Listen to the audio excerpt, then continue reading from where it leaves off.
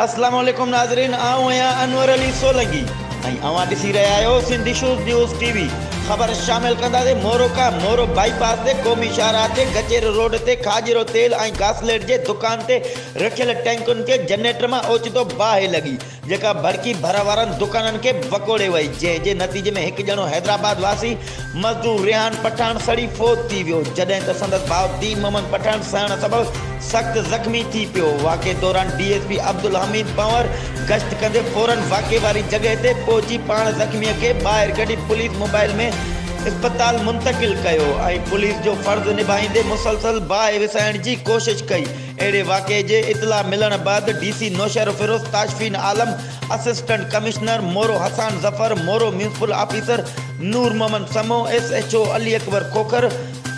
पिण इतला मिलण ते वाक़े वारे हंधि पहुता ऐं फायर ब्रिगेडियर जूं गाॾियूं घुराए बाहि विसाइण जी कोशिश कई। उन मौक़े ते नूर मोहम्मद समो पाण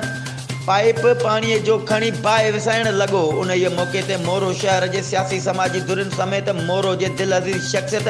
वॾेरो अली असगर सोलंकी बि वाक़े वारे हंधि पहुतो, जॾहिं त मक़ामी माण्हुनि मीडिया अॻियां ॻाल्हाईंदे चयो त बाहि खे 4 कलाक थी चुका आहिनि, पर इंतिज़ामिया बर वक़्तु मदद लाइ न पहुती ऐं काफ़ी सारो